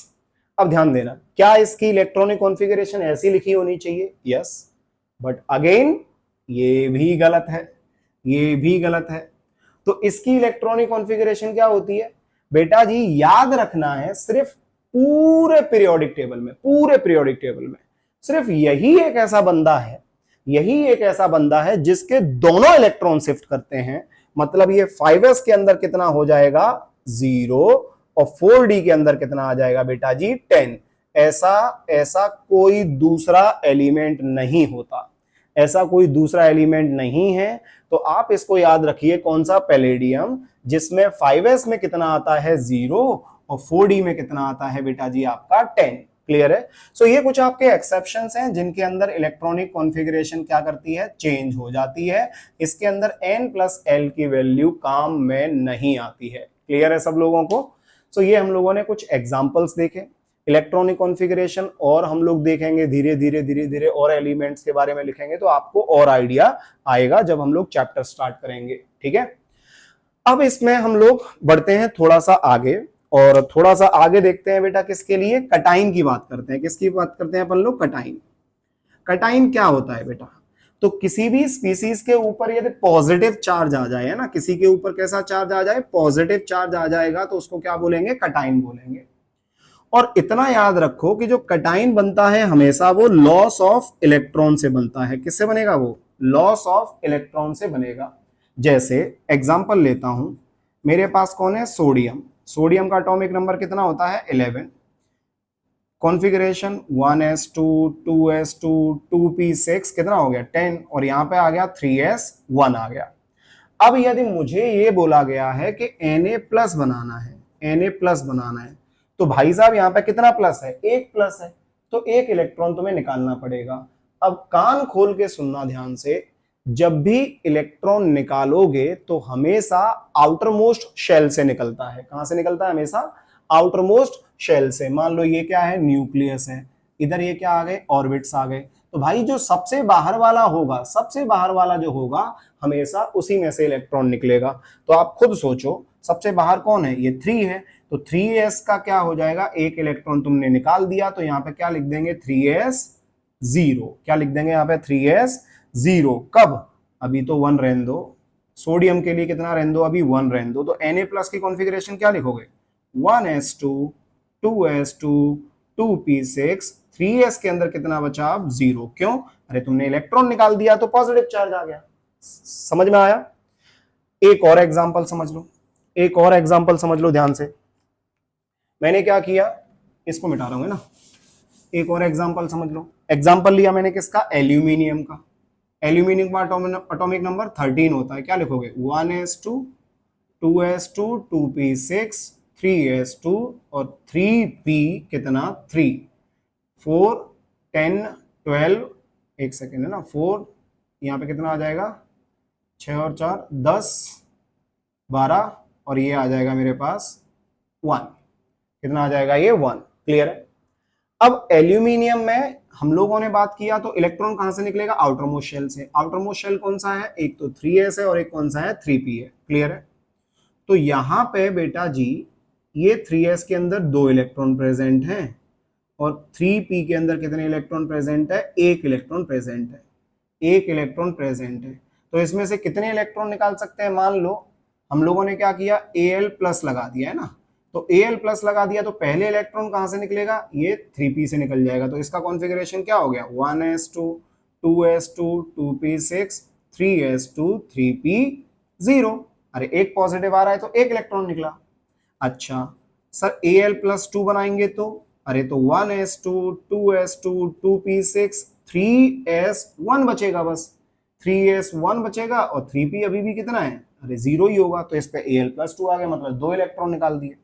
अच्छा Al प्लस 3 बनाएंगे तो 1s2 2s2 2p6 3s0 और 3p भी जीरो। सर Al प्लस 4 नहीं बना सकते, अरे भाई साहब बोला ना मैंने, इनर ऑर्बिटल के साथ छेड़खानी नहीं करनी है बच्चा पार्टी, सिर्फ और सिर्फ इलेक्ट्रॉन कहां से निकालने हैं, आउटर मोस्ट शेल से। तो आउटर मोस्ट शेल में जितने भी इलेक्ट्रॉन होंगे उनको हम लोग निकाल सकते हैं, बट अंदर वाले इलेक्ट्रॉन्स को नहीं निकालेंगे। क्लियर है? सो ऐसे बनता है कटाइन। तो इन शॉर्ट सिर्फ आप ये कह सकते हो कि कटाइंस जो होते हैं वो कैसे बनते हैं, लॉस ऑफ इलेक्ट्रॉन से, और जितने इलेक्ट्रॉन निकालोगे आउटर मोस्ट शेल से निकालोगे, और जितने इलेक्ट्रॉन निकालते जाओगे उतना ही पॉजिटिव चार्ज आएगा। एक इलेक्ट्रॉन निकालोगे तो 1 पॉजिटिव, दो इलेक्ट्रॉन निकालोगे तो 2 पॉजिटिव, तीन इलेक्ट्रॉन निकालोगे तो 3 पॉजिटिव। क्लियर है सबको? सिमिलरली आगे बढ़ते हैं हम लोग, है ना। नेक्स्ट है बेटा, ये मिटा रहा हूं, एनाइन कैसे बनेगा। तो एनाइन बनेगा बेटा bye gaining of electron. A9 कैसे बनेगा, बाय गेनिंग ऑफ इलेक्ट्रॉन। जैसे कटाइन कैसे बन रहा था, बाय लूजिंग ऑफ इलेक्ट्रॉन, तो एनाइन कैसे बन जाएगा, बाय गेनिंग ऑफ इलेक्ट्रॉन। तो यहाँ पे एक एग्जांपल ले लेते हैं अपन लोग, एनाइन का भी एक एग्जांपल ले लेते हैं। एनाइन में मैंने मान लो क्लोरीन एटम लिया, एटॉमिक नंबर इसका 17 होता है, क्या लिखेंगे 1s2 2s2 2p6 3s2 3p, कितना आ जाएगा 10 12 और ये 5 17, ठीक है 3p5 आ गया। अब खुद सोचो 3p के अंदर ये 5 है, तो 3p जो होता है, 3p जो होता है इसके अंदर कितने ऑर्बिटल आते हैं, 3, 1 2 3 4 5, ये 3p5 हो गया। अब यदि इसको एक इलेक्ट्रॉन और मिल जाए, यदि इसको एक इलेक्ट्रॉन और मिल जाए तो क्या बेटा जी यहां पे, क्या ये यहां पे फुली फिल्ड हो जाएगा, बिल्कुल फुली फिल्ड हो जाएगा, बिल्कुल। तो क्या इसकी स्टेबिलिटी बढ़ जाएगी, यस बिल्कुल बढ़ जाएगी, ठीक है। अब कई बच्चे क्या सोचते हैं वो भी मैं बता देता हूं अभी तुरंत, कि सर एक बात बताओ, ये 3s2 है, यहां पे दो इलेक्ट्रॉन है। अभी आपने जब कॉपर देख रहे थे तो आपने क्या किया था, यहां से पट से एक इलेक्ट्रॉन निकाल के यहां पे डाल दिया था, आपने डाला था। तो आप इसमें क्यों नहीं डाल रहे हो, इसमें भी कॉपर की तरह एक्सेप्शन लगा दो, इसमें भी बोल दो कि एक इलेक्ट्रॉन यहां से 3s से निकल के 3p में चला जाएगा। नहीं, मैं नहीं बोलूंगा, मैं नहीं बोलूंगा। क्यों नहीं बोलूंगा बेटा जी, वहां पे डी के अंदर जो पेयरिंग आती है, पेयरिंग एनर्जी जो होती है वो बहुत ज्यादा होती है कंपैरिजन टू किससे, पी से। अरे पी में पेयरिंग देखोगे तो कितना आएगा, तीन ही डब्बे हैं, एक इलेक्ट्रॉन ऐसे एक इलेक्ट्रॉन ऐसे, तो एक पेयरिंग इसके साथ एक पेयरिंग इसके साथ, दूसरा क्या आ जाएगा, एक इलेक्ट्रॉन ऐसे एक इलेक्ट्रॉन ऐसे एक पेयरिंग इसके साथ, खत्म। मतलब दो यहां से एक यहां से, टोटल पेयरिंग कितना हो रहा है, 3। टोटल पेयरिंग कितना हो रहा है, 3। लेकिन वहां पे फुली फील्ड में कितना आ रहा था बेटा, 20। हाफ फील्ड में कितना आ रहा था, 10। सोचो ना यार, तो क्या इसमें इतना अमाउंट ऑफ एनर्जी रिलीज होगा कि ये इलेक्ट्रॉन इसको यहां से एक्साइट करके यहां पे लेके चला जाए, नहीं, इतना अमाउंट ऑफ एनर्जी इसके पास नहीं है। समझ में आ रहा है कि नहीं आ रहा? तो ये सब किस में ऑब्जर्व होगा, डी ब्लॉक में ऑब्जर्व होता है मोस्टली, डी सब शेल में ऑब्जर्व होता है बेटा जी, पी के अंदर नहीं होगा बिल्कुल भी। समझ में आ रहा है? तो दिमाग नहीं लगाना ये वाला चीज। तो यहां से ये इलेक्ट्रॉन तो नहीं जा सकता, यहां से इलेक्ट्रॉन तो नहीं जा सकता। तो अब क्या होगा, अब किसी ने बाहर से एक इलेक्ट्रॉन इसको दे दिया, कहां से दे दिया, गोली मारो, तुम्हारा वो लुकआउट नहीं है, एक इलेक्ट्रॉन इस किसी ने इसको बाहर से दे दिया। अब जैसे ही एक इलेक्ट्रॉन इसने ले लिया तो अब बेटा जी इसके पास टोटल इलेक्ट्रॉन कितने हो गए, 18। तो कैसे लिखोगे configuration, 1s2 2s2 2p6 3s2 3p6, साथ में इस क्लोरीन के ऊपर चार्ज आ जाएगा कौन सा, माइनस चार्ज। कौन सा चार्ज आ जाएगा, जल्दी बोलो फटाफट से, माइनस। तो कभी भी एनाइन बनेगा वो आता है बाय गेनिंग ऑफ इलेक्ट्रॉन, और कटाइन बनता है बाय लूजिंग ऑफ इलेक्ट्रॉन। कटाइन पे पॉजिटिव चार्ज ये बताता है कि कोई भी एलिमेंट ने कितने इलेक्ट्रॉन को डोनेट किया, और एनाइन पे नेगेटिव चार्ज ये बताता है कि किसी भी एलिमेंट ने कितने इलेक्ट्रॉन को एक्सेप्ट किया। क्लियर है? एक लास्ट एग्जांपल और देखते हैं इसके ऊपर, किसका, ऑक्सीजन। ऑक्सीजन का एटॉमिक नंबर 8 होता है, क्या लिखेंगे, 1s2 2s2 2p4। अब आप खुद सोचो, ये आउटर मोस्ट शेल है, इसकी तो बात ही नहीं करेंगे अपन लोग। तो यहाँ पे कितने इलेक्ट्रॉन आ गए 2, और यहाँ पे कितने इलेक्ट्रॉन आ गए, यहाँ पे 1 2 3 और ये आ गया 4। तो ये 2p4 है, ये कितना है, ये 2s2 है। साफ साफ दिख रहा है ये कितने इलेक्ट्रॉन ले सकता है बेटा, ये 2 इलेक्ट्रॉन ले सकता है। कितने इलेक्ट्रॉन ले सकता है, ये 2, है ना। तो 2 इलेक्ट्रॉन लेगा तो इस पर चार्ज कितना आ सकता है, -2। ओ के ऊपर कितना चार्ज हो सकता है, -2। एटॉमिक नंबर तो सेम ही रहेगा 8, लेकिन इलेक्ट्रॉन क्या लिख सकते हैं, 1s2 2s2, ये कितना हो जाएगा 2p6। क्लियर है। तो इसने 2 इलेक्ट्रॉन ले लिए तो चार्ज आ गया -2। सो समझ में आ गया होगा सबको, cation is formed by losing of electron and anion is formed by gaining of electron। किसी भी स्पीसीज पे negative charge denotes how many electrons किसी भी एलिमेंट के द्वारा एक्सेप्ट किए गए हैं, और किसी भी स्पीसीज पे पॉजिटिव चार्ज ये डिनोट करता है कि किसी भी एलिमेंट ने कितने इलेक्ट्रॉन को डोनेट किया है। क्लियर है सबको। So electronic configuration, pairing energy, excitation state और ग्राउंड स्टेट, ये हम लोग कवर कर चुके हैं। ठीक है। लास्ट सब टॉपिक अपनी आज की क्लास का वो है बेटा क्या, नोडल प्लेन। वो और समझते हैं कि नोडल प्लेन क्या होता है। चलिए, सो लास्ट क्लास में मैंने आप लोगों को जब क्वांटम नंबर पढ़ा रहा था तो उसमें मैग्नेटिक क्वांटम नंबर आपको बताया था। और मैग्नेटिक क्वांटम नंबर बेसिकली हम लोगों को क्या बताता है बेटा, किसके बारे में बताता है, जल्दी बोलो, शेप के बारे में या ओरिएंटेशन के बारे में। यस, ओरिएंटेशन के बारे में बताता है, क्योंकि शेप के बारे में तो एजीमुथल बताता है। तो ओरिएंटेशन के बारे में कौन बता रहा है बेटा, मैग्नेटिक क्वांटम नंबर। तो हमने क्या देखा था कि एस जो आता है, एस सबशेल, ये कैसा था बेटा, स्पेरिकल था। और ये स्पेरिकल में यहाँ पे क्या है, ये न्यूक्लियस है। स्पेरिकल बोले तो फुटबॉल है ना, ये फुटबॉल, बेसिकली फुटबॉल ले लो। अब ये फुटबॉल है तो ऐसा बोला जाता है बेटा कि इस इलेक्ट्रॉन के जो न्यूक्लियस है, सॉरी, इसके आसपास क्या है, ये इलेक्ट्रॉन क्लाउड है। ये इस तरीके से इलेक्ट्रॉन्स मैंने डाल दिए। अब एक आपको प्लेन डालना है, एक प्लेन डालना है। कौन सा प्लेन की बात कर रहे हैं अपन लोग, नोडल प्लेन। किसको कहते हैं नोडल प्लेन, एक ऐसा प्लेन जहां पे प्रोबेबिलिटी ऑफ किसका, फाइंडिंग किसका, an electron is 0। Probability of finding an electron is 0। तो बेसिकली एक ऐसा प्लेन जहां पे probability of finding the electron is 0, मतलब जहां पे इलेक्ट्रॉन आपको मिले ही ना, उसको क्या बोलेंगे, नोडल प्लेन। तो क्या आप खुद सोचो, फुटबॉल को आपको इस तरीके से काटना है कि हवा बाहर ना निकले। अरे तो भाई कैसा मजाक कर रहे हो यार, फुटबॉल को ऐसे कैसे काट सकते हैं कि हवा बाहर ना निकले। आप कहीं से भी काटो, हवा तो बाहर निकलेगी। यस, इसीलिए बेटा इस एस के अंदर कोई भी नोडल प्लेन नहीं होता। तो इसके अंदर नोडल प्लेन कितने आएंगे, 0। कितने आएंगे नोडल प्लेन, 0। और काम की बात यह है कि यदि नोडल प्लेन कैसे होंगे, इवन, तो इनको बोलते हैं बेटा जिरेड। क्या नाम देते हैं, जल्दी बोलो फटाफट से, जिरेड। और यदि नोडल प्लेन कैसे आएगा, ऑड, तो इसको नाम देते हैं बेटा अनजिरेड। क्या नाम देंगे, जल्दी बोलो फटाफट से, अनजिरेड। तो नोडल प्लेन इवन होगा तो जिरेड, और ऑड होगा तो अनजिरेड। तो ये जो होता है इसको बोलते हैं अपन लोग जिरेड। क्या बोलते हैं इसको, जिरेड। ठीक है। चलिए अब देखते हैं बेटा पीएक्स। तो पीएक्स क्या बताया था मैंने, यदि इंटरन्यूक्लियर एक्सिस मैंने कौन सा मान लिया, इंटरन्यूक्लियर एक्सिस मैंने कौन सा मान लिया, लास्ट क्लास में मैंने बताया था जेड मोस्टली लिखते हैं, लेकिन यदि मैं यहाँ पे एक्स लिख दूं, इंटरन्यूक्लियर एक्सिस, ये एक्स है, तो कैसे बनाओगे पीएक्स, ये पीएक्स बन गया। तो यदि ये पीएक्स है तो आप खुद सोचो कि आपके पास कुछ इस तरीके से है ना। एक कौन सा एक्सिस है, ये एक्स एक्सिस है, ये वाई एक्सिस है, और ये जेड एक्सिस है। हमें एक ऐसा प्लेन बताना है जहां पे इलेक्ट्रॉन डेंसिटी ना हो। तो जितनी भी ये लोब्स होती हैं बेटा, लोब्स के अंदर इलेक्ट्रॉन क्लाउड या इलेक्ट्रॉन डेंसिटी पाई जाती है इनके अंदर। ठीक है। तो ऐसा कौन सा प्लेन है जहां पे इलेक्ट्रॉन डेंसिटी ना हो। तो एक्स एक्सिस के अलोंग देखोगे तो यहां तो आपको मिलेगा, इस प्लेन में देखोगे तो भी एक्स आ रहा है, इसमें देखोगे तो भी एक्स आ रहा है। बट ये वाई जेड जो प्लेन होगा इसके अंदर बेटा कोई लोब नहीं है।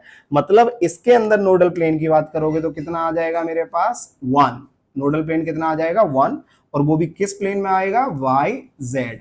समझ में आ गया। अच्छा, अगला देखो, अब मैंने बना दिया कौन सा, इंटरन्यूक्लियर एक्सिस कौन सा मान लिया है मैंने, फिर से इंटरन्यूक्लियर एक्सिस अभी भी मैंने एक्स मान लिया है, तो ये कौन सा बन जाएगा, ये बन जाएगा पी वाई। क्या बन जाएगा, ये पी वाई। क्लियर है। तो इसका इलेक्ट्रॉन क्लाउड इधर होगा, तो इसमें भी कितना नोडल प्लेन मिलेगा भाई साहब, इसमें भी नोडल प्लेन एक। पी वाले में बेसिकली कितने नोडल प्लेन मिलते हैं, एक ही नोडल प्लेन मिलता है। इसमें इंटरन्यूक्लियर एक्सिस कौन सा मान लिया मैंने, जेड मान लिया, तो ये भी कौन सा हो गया मेरे पास, ये पी जेड हो गया। ये कौन सा हो गया, पी जेड हो गया, तो इसका इलेक्ट्रॉन क्लाउड इधर हो गया। तो इस पे भी नोडल प्लेन कितना आएगा, 1 आएगा। अब इसका यदि वाई लिया है, ये इसका वाई लिया है तो किस प्लेन में मिलेगा, इसका एक्स जेड, और इसका जेड लिया है तो कौन से प्लेन में मिलेगा, एक्स वाई प्लेन में। सो याद रखने का तरीका क्या है, ध्यान से सुनो। जो भी एक्सिस होगा, जो भी यहाँ पे एक्सिस ले रहे हो, जो लोब ले रहे हो तुम लोग, P X P Y P Z, P X लोगे तो एक्स को छोड़ दो, बाकी का बचा हुआ कौन है, वाई जेड, तो उसमें नोडल प्लेन आ जाएगा। पी वाई ले रहे हो तो वाई को छोड़ दो, जो बचा हुआ कौन सा है, एक्स जेड, तो उसमें आ जाएगा। पी जेड में पूछेगा नोडल प्लेन, तो जेड को छोड़ दो, जो बाकी का बचा हुआ कौन है, एक्स वाई, तो उसमें नोडल प्लेन आ जाएगा। तो इसमें भी 1, इसमें भी 1, इसमें भी 1, सब कैसे हैं, ऑड हैं। तो बेटा इन तीनों को हम लोग क्या बोलते हैं, अनजिरेड। क्या नाम देते हैं, जल्दी बोलो फटाफट से, अनजिरेड नाम देते हैं। क्या नाम देते हैं इन तीनों को, अनजिरेड। क्लियर है। लास्ट और देखते हैं बेटा डी, है ना, डी सबशेल की बात और कर लेते हैं। देखिए ध्यान से, डी सबशेल में मैंने आपको बोला था बेटा कि एक कौन सा होता है मेरे पास, डी एक्स वाई, एक कौन सा होता है डी वाई जेड, एक कौन सा होता है डी जेड एक्स। तो डी एक्स वाई कैसे बनेगा, यदि ये एक्स है ये वाई है, तो ये कैसे आ जाएगा, ऐसे आ जाएगा कुछ, ये ऐसे आ जाएगा। बेटा इसके अंदर नोडल प्लेन कितने मिलते हैं, इसके अंदर नोडल प्लेन होंगे 2। इसके अंदर नोडल प्लेन कैसे होंगे, 2। कैसे, समझो ध्यान से। ये x है ये y है, ये z होगा, ये z होगा, है ना। अब तुम खुद सोचो कि क्या इस प्लेन में आप लोगों को कुछ मिल रहा है क्या, नहीं। अरे वो तो बोर्ड के प्लेन पे हुआ ना, ये लोब्स तो कौन से प्लेन पे हैं, ये बोर्ड के प्लेन पे हैं। क्लियर है। लेकिन मैं z लेके चल रहा हूं, तो y z में कुछ मिलेगा, नहीं मिलेगा। अच्छा, क्या x z में कुछ मिलेगा, नहीं मिलेगा। इसीलिए नोडल प्लेन कितने आ गए, 2। कौन कौन सा, x z और y z। अब इसका भी शॉर्टकट है, क्या शॉर्टकट है, अरे भाई साहब एक बार जो भी नहीं लिखा हुआ है, जो भी नहीं लिखा हुआ मतलब एक्स वाई में क्या नहीं है, जेड नहीं है, वाई जेड में क्या नहीं है, एक्स नहीं है, जेड एक्स में क्या नहीं है, वाई नहीं है। तो जो भी नहीं है उसको इन दोनों के साथ बना दो। मतलब ये हुआ कि यदि ये y है ये z है, तो इसका भी कैसे बनेगा, इस तरीके से बन जाएगा। ठीक है। तो क्या नहीं है इन दोनों में, x नहीं है, तो x को एक बार इसके साथ ले लो z, और x को इसके साथ एक बार ले लो y, तो ये नोडल प्लेन फिर से कितने आ गए, 2 आ गए। समझे। इसका देखो zx है, तो ये x ले लो ये z ले लो, तो ये कैसे बन जाएगा, फिर से ये फिर से ऐसे बन जाएगा। ठीक है। तो अब क्या नहीं है इसमें, y नहीं है, तो एक बार y को z के साथ ले लो तो yz लिख दो, एक बार y को x के साथ ले लो तो yx लिख दो। कितने नोडल प्लेन आए, फिर से इसके 2 नोडल प्लेन आ गए। तो इन तीनों में P वाले में एक नोडल प्लेन होता है, इन D वाले तीनों में 2 नोडल प्लेन होते हैं। तो ये कैसा है, इवन या ऑड, इवन है। तो बेटा ये तीनों के तीनों आपस में कैसे हो जाएंगे, जिरेड हो जाएंगे। क्लियर, कैसे हो जाएंगे, जिरेड। 2 ऑर्बिटल और बची, कौन कौन सी, तो एक आता है हमारे पास d x square minus y square, ये x है ये y है, तो ये कैसा बनेगा, ये बनेगा x और ये बनेगा y, इस तरीके से। बेटा जी dxy में जब हम नोडल प्लेन देखने जाते हैं तो आपको ये देखना पड़ेगा कि इसके 45 डिग्री पे जाओगे इस तरीके से ये, और इसके 45 डिग्री पे जाओगे इस तरीके से ये। तो नोडल प्लेन बेसिकली पास कहां से करेगा बेटा, न्यूक्लियाई से, है ना, न्यूक्लियाई, सब जगह न्यूक्लियाई से ही लेना है। तो यहाँ पे इसके 45 डिग्री पे जब जाओगे तो आपको नोडल प्लेन इसमें भी कितने मिलेंगे बेटा, 2 नोडल प्लेन मिलेंगे। तो ये भी कैसा हो जाएगा, जिरेड हो जाएगा। क्लियर है। एक लास्ट और बचा, कौन सा, डी जेड स्क्वायर। अब ये कौन सा एक्सिस है, मैंने ये जेड मान लिया, तो एक लोब मैंने कुछ ऐसे बना दिया और एक लोब कुछ मैंने ऐसे बना दिया, ये आ गया। अब बेटा इसका जो स्ट्रक्चर होता है, इसका जो शेप होता है बेटा, ये बाकी के डी ऑर्बिटल से, मैंने आपको लास्ट क्लास में बताया था, एकदम अलग होता है। बाकी के डी ऑर्बिटल से कैसा होता है, अलग होता है। ठीक है।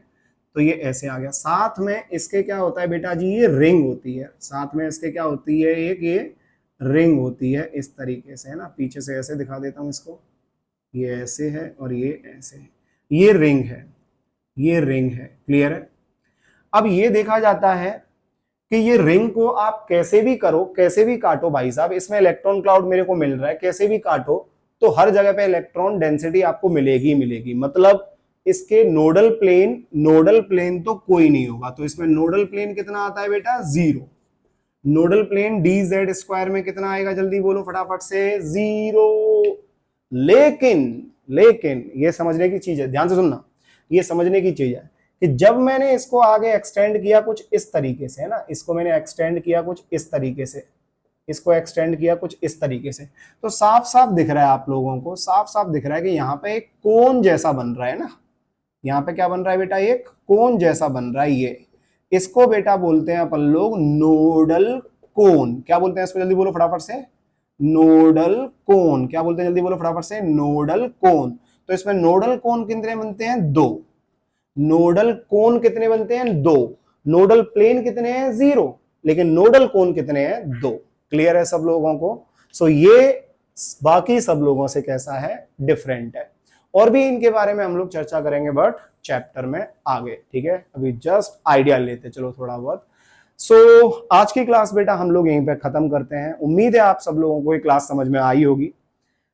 यदि ये क्लास समझ में आई है तो प्लीज लाइक करिए, सब्सक्राइब करिए, जिससे मुझे और ज्यादा मोटिवेशन मिले और आपके सामने में और लेक्चर लेके आऊं, और चीजें आपको मैं सिखा पाऊं, कुछ और नया बता पाऊं आप लोगों को। क्लियर है? चलिए फिर मिलते हैं हम लोग नेक्स्ट लेक्चर में। तब तक के लिए bye bye everyone and good night all of you.